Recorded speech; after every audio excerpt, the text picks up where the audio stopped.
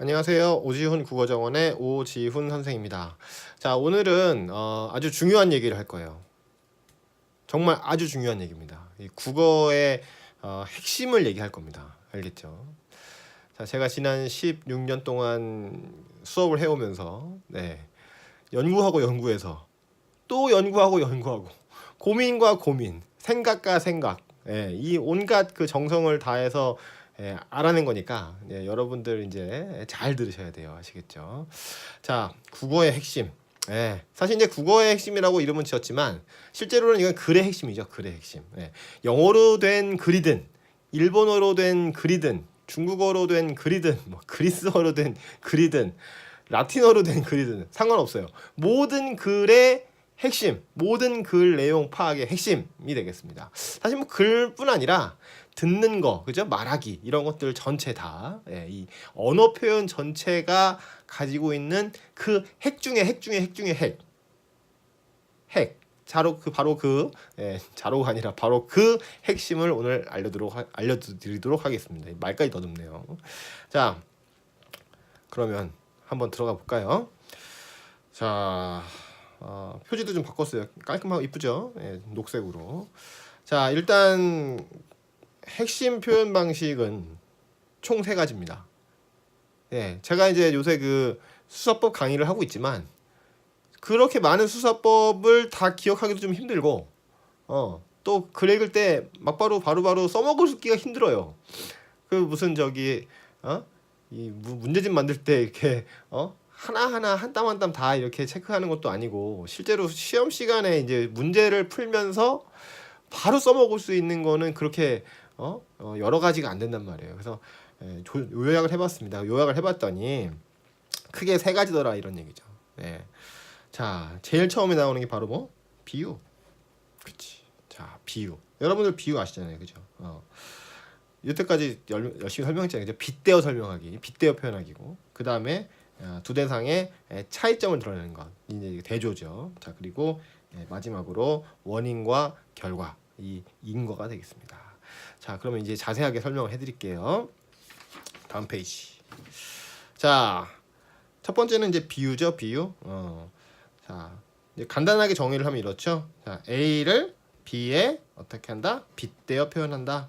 이거는 이제 여러분들 많이 알고 계신 표현이죠, 그죠? 빗대어 표현한다. 자, 그러면 뭘 빗대느냐? 구체적인 사물을 빗댈 수도 있고요. 또 생각이나 감정. 자, 이런 것을 표현할 때도 역시 비유를 쓸 수가 있겠죠. 자, 이거 다른 말로 하면 뭐라 그러냐면 형상화라고 해요. 형상화. 자, 형상이 없었던 것을 형상이 있도록 만든다. 이게 바로 무슨 화자라고요? 될 화자라고요. 그죠? 그러니까 형상이 없었어. 감정이나 생각 이런 거는 형상이 없잖아요. 근데 그것을 어떻게 특정 대상에 빗댐으로써 형상이 있도록, 생기도록, 나타나도록 만든다. 그게 바로 형상화 이렇게 얘기할 수가 있겠죠. 그러니까 시인이든 뭐 시인이 아니든 소설가든 아니면 그 신문 기자든 뭐 하든 어떤 글쓰기 하는 사람이든 어떤 말하기 하는 사람이든지 상관없이 무조건 자기 생각이라고 하는 것, 또 자기 감정이라고 하는 것은 모양이 없기 때문에 그 모양이 없는 것을 모양이 있도록 나타낸다 이겁니다. 자, 그게 바로 뭐다? 비유다 이런 얘기죠. 자, 그러니까 어떤 사람이 자기 의견을 얘기를 하고 있다고 칩시다. 그럴 때 저 사람은 무엇을 가지고 자기 생각을 나타내고 있는가? 그래요. 이제 그런 걸 이제 뭐 소재라고도 하죠. 그죠? 그리고 뭐 글감이라고도 하고요. 자, 그래서 어떤 대상을 가지고 어떻게 조직해서 표현하고 있는가? 그게 바로 비유예요. 그러니까 우리가 표현하고자 하는 바가 있다. 그래서 나는 말을 하거나 글을 써야지라고 마음을 먹는 그 마음 먹는 것부터가 이미 뭐다? 비유다 이렇게 볼 수가 있다는 거죠. 그만큼 비유는 글쓰기에서 가장 기초가 된다고 볼 수가 있습니다. 자, 그러니까 정리하자면 어떤 글을 읽을 때 자, 이 사람의 생각이 뭐고 그리고 그것을 지금 무엇에다가 빗대어서 표현하고 있는가, 무엇을 통해서 나타내고 있는가를 꼭 짚어주면서 글을 읽어달라 이런 얘기가 되겠습니다. 자, 다음. 자, 그 다음에 이제 중요한 것은 대조죠. 대조. 그렇지. 자, 대조라고 하는 것은 간단 정의가 어떻게 된다? A와 B의 뭐 차이점을 부각시키는 것. 그렇지. 차이점이죠. 차이점. 자, 한 놈은 커. 그리고 한 놈은 작아요. 그죠? 근데 처음에 이것만 있을 때는 어때요? 크고 작은 것을 판단할 수가 있을까? 있을까요? 없을까요? 없죠. 보세요. 자, 이렇게 돼 있어. 그럼 이게 크다 작다 말할 수 있어요? 이 종이보다는 작겠죠. 근데 종이도 없다고 칩시다. 아무것도 없어요. 우주에 이것밖에 딱 없어요. 그냥 우주도 없어. 그냥 이것만 있어요. 자, 그러면은 그 크기를 가늠할 수가 없죠. 자, 그런데 옆에 얘가 나타났다. 조그만 거. 얘에 비해서 작은 거죠. 자, 그럼 어때요? 얘는 얘보다 A는 B보다 어떻다? 크다 라는 말이 되는 거예요. 자, 그래서 이 대조라고 하는 것은 어떤 대상의 차이점, 다른 말로 하면 그 특징을 드러내는데 아주 유용하게 쓰이는 표현 방식이라고 볼 수 있는 거죠. 그러니까 생각을 해보세요. 저번에도 제가 말씀드렸다시피 이렇게 음과 양으로 돼 있단 말이에요. 세상은 어둠이 있으면 빛이잖아요, 그죠? 빛이 없으면 어둠이 있습니까? 없어. 네.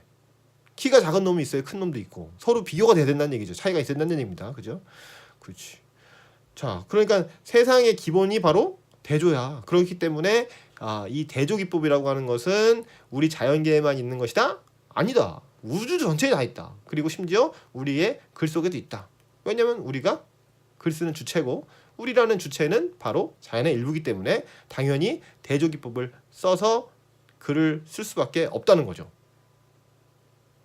다르게 얘기하면 여러분들이 글을 읽어 문학을 감상을 해 화법 작문을 공부를 해 심지어 문법 공부를 한단 말이에요. 그럴 때도 어떻게 한다? 개념 간의 차이점,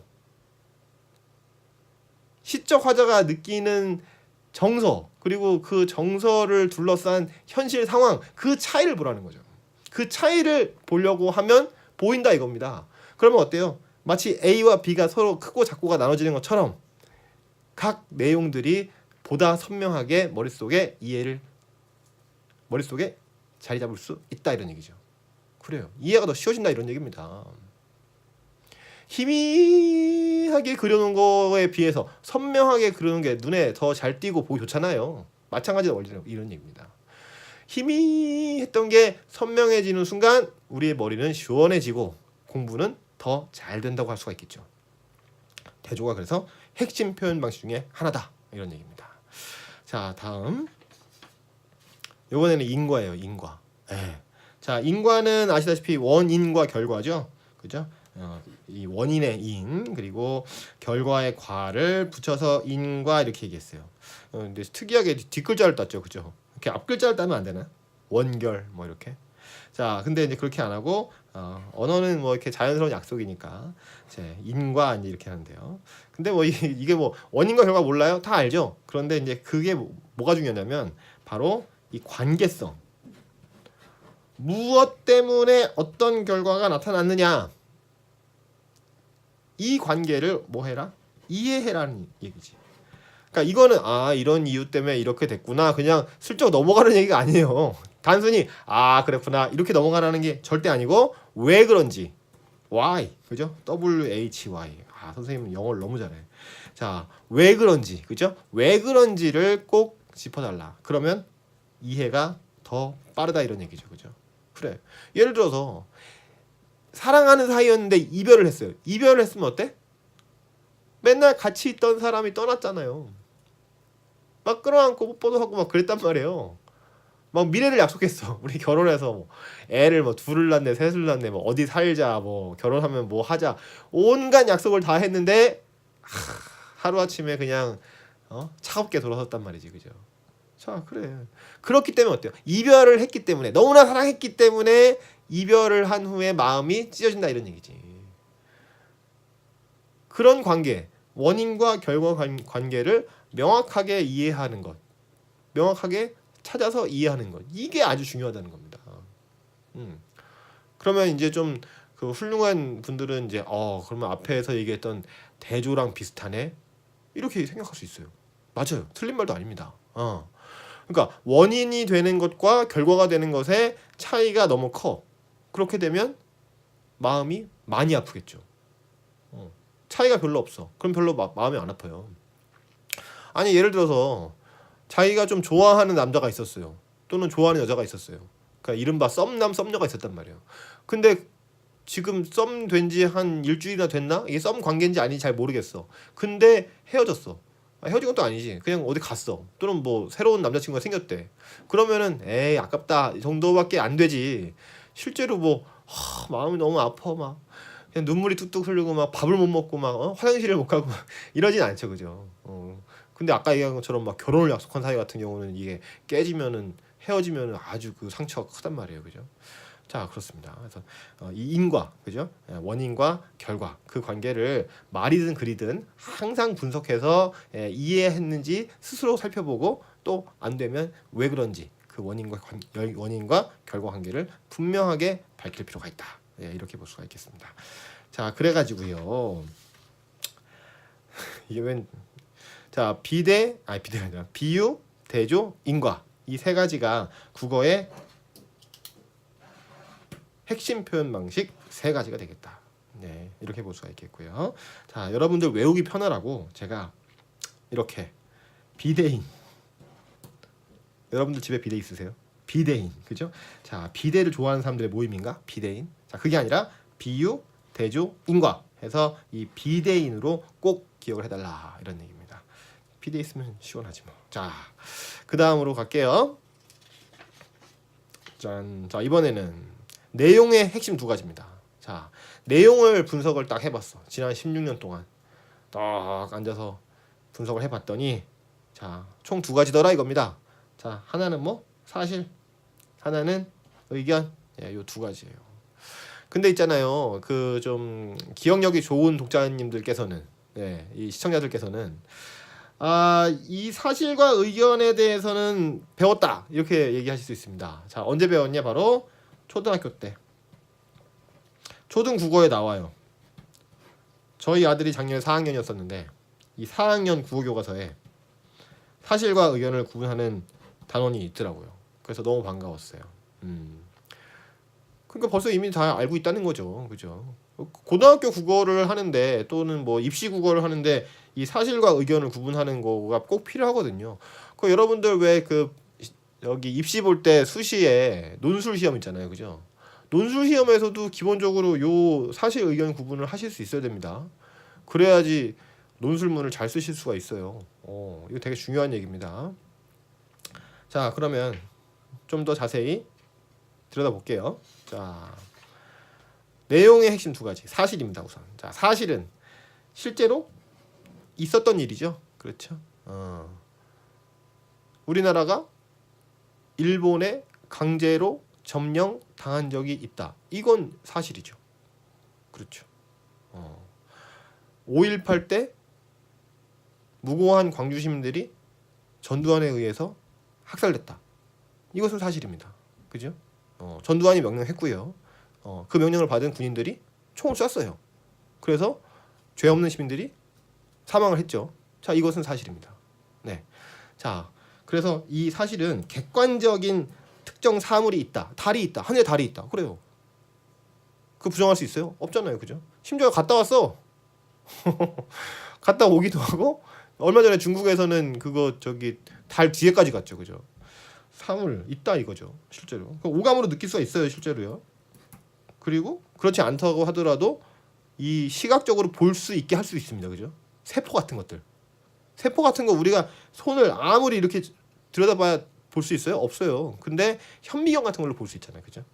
전자 현미경으로 아니 막 컴퓨터에다가 이 대만쪽만하게 커다랗게 이렇게 나타낼 수 있단 말이죠. 자, 특정 사건이 있었다. 5.18 때 광주 시민들이 희생당했다. 95년에 삼풍백화점이 무너져서 사람들이 많이 죽었다.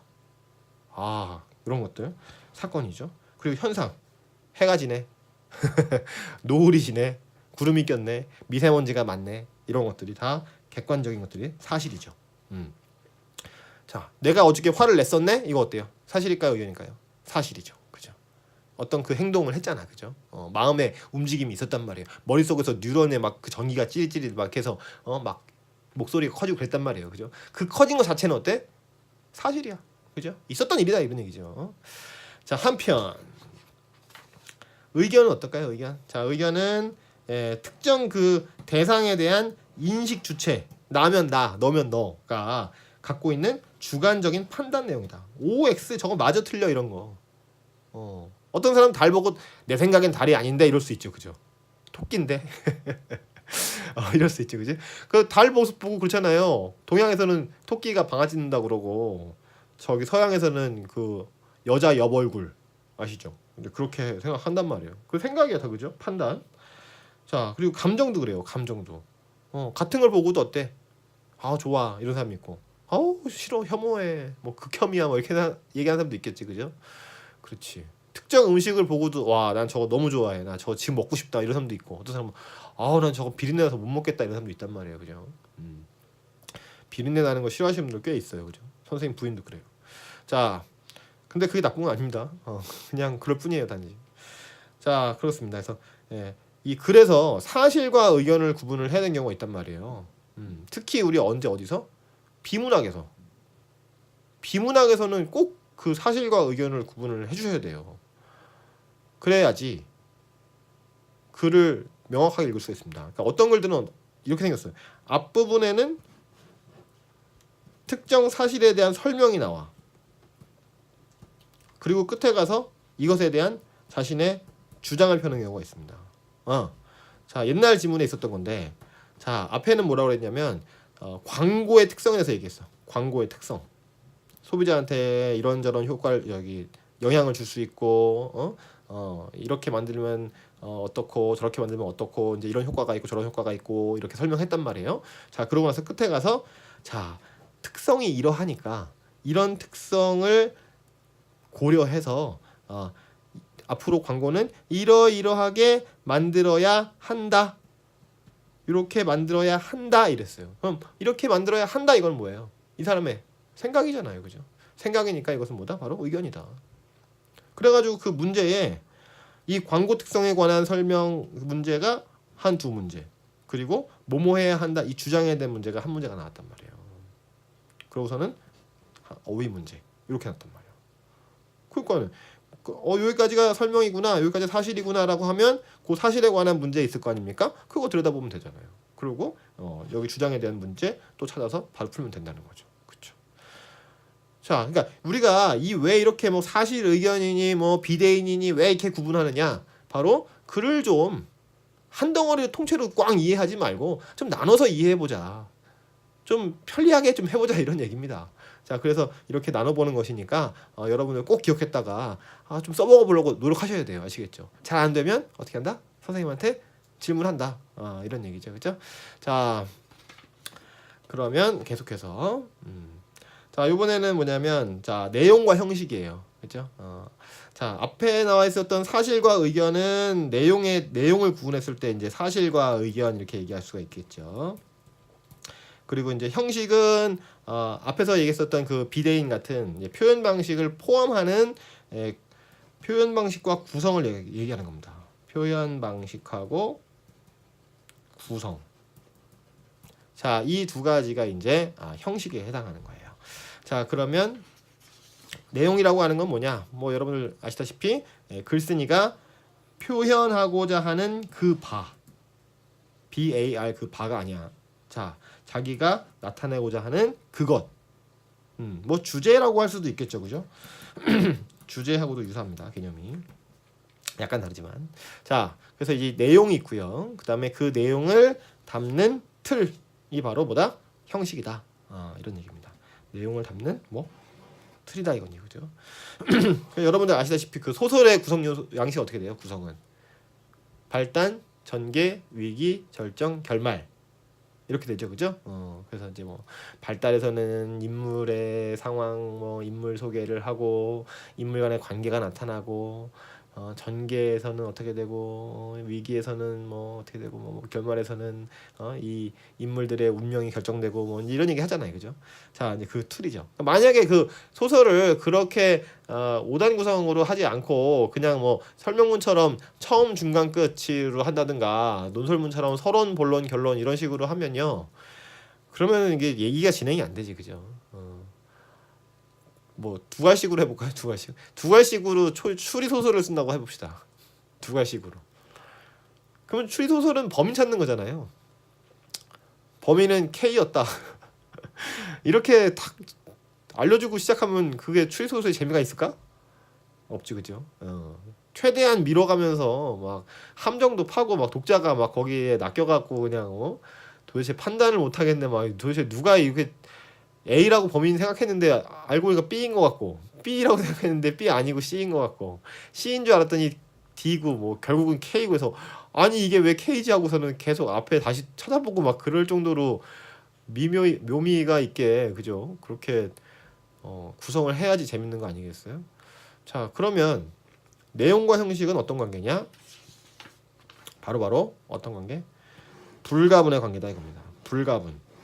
불가분이 뭐예요? 뗄래야 뗄 수가 없다, 그죠? 가분은 나눌 수가 있다는 얘기니까 아닐 불자 써가지고 아니 불자 써서 나눌 수가 없는 그런 관계다 이런 얘기입니다. 자, 근데 이 얘기를 왜 하냐? 바로 내용을 놓고 형식을 판단할 수가 있다 이거예요. 우리 왜 수능 문제든 학교 시험 문제든 뭐가 나옵니까? 내용 파악 문제도 나오고 형식 문제도 나오잖아요, 그죠? 그러니까 내용을 통해서 형식을 추리해 볼 수도 있고요. 그래서 형식 문제를 풀 수도 있고, 또 형식 분석을 통해서 내용을 이해할 수도 있다 이런 얘기지, 그죠? 그러니까 이 두 개가 내용과 형식이 서로 딱 붙어 있기 때문에 내용을 잘 파악하는 것도 중요하지만 형식을 파악하는 것도 중요하다. 또 형식에만 얽매여서 내용을 파악하면 안 되고, 또 내용에 매몰돼서 형식을 놓쳐서도 안 된다 이런 얘기입니다. 알겠죠? 자, 요거는 이제 나중에 문법 얘기할 때 다시 한번 하겠습니다. 자, 그럼 정리 한번 해볼까요? 우리가 이제 국어의 핵심이라고 할 수 있는 것은 총 몇 개? 하나, 둘, 셋, 넷, 다섯, 여섯, 7개입니다. 7핵심 이렇게 얘기해 볼까요? 제멋대로. 자, 이렇게 얘기할 수 있는데 이 내용이라고 하는 것은 사실 내용도 있고 의견 내용도 있다. 근데 이 사실을 나타낼 때 비유적 표현을 쓸 수도 있고 대조기법을 쓸 수도 있고 인과를 나타낼 수도 있죠. 뭐 의견도 마찬가지죠. 의견도 인과로 나타날 수 있고 대조, 비유 다 쓸 수가 있겠죠. 네. 자, 형식은 어떻게? 내용과 뗄래야 뗄 수가 없다. 그래서 형식을 이해함으로써 내용을 이해하는 데 도움받을 수가 있고, 내용을 통해서 형식을 추론해 볼 수 있다 이런 얘기입니다. 자, 사실과 의견을 구분해서 글의 내용을 보다 명확하게 선명하게 드러낼 수도 있고요. 대조를 통해서 두 내용 간의 차이점 등을 알아낼 수 있다. 그래서 글쓴이가 말하고자 하는 바를 이해하기 쉽도록 할 수 있다. 또 원인과 결과를 분명히 함으로써 글의 내용 그리고 글이 전달하고자 하는 바를 이해할 수 있다. 비유적 표현을 통해서 또 비유적 표현을 짚어봄으로 해서 문학 작품에서 무엇을 드러내려고 하는지 그 이해를 더 쉽게 할 수 있다. 이렇게 볼 수가 있습니다. 즉, 이 7가지 핵심이 서로 연결되고 이어주고 뒷받침돼서 하나의 글이 완성되고 그 글을 우리가 또 이해할 수 있게 된다 이렇게 볼 수가 있겠죠. 그러니까 여러분들은 앞으로 비유, 대조, 인과, 사실, 의견, 내용, 형식 요 7가지를 분명히 한 다음에 어떤 글이든 이 방식대로 한번 분석을 해보려고 노력을 하셔야 됩니다. 당연히 제 수업에서는 이렇게 지금 하고 있고요. 여러분들도 그냥 흘려보내지 마시고 그런가 보다 잘 알겠습니다 하고 그냥 지나가지 마시고, 자기가 지금 보고 있는 글, 오늘 국어 시간에 배웠던 거, 그 글, 또 내가 잘 모르겠다고 생각하는 그 문학 작품, 소설 분석 이런 거를 꼭 요 7가지 가지고 해보시다. 이런 얘기가 되겠습니다. 자, 오늘 내용이 많았는데 잘 들어주셔서 감사하고요. 다음 시간에 또 뵙도록 하겠습니다.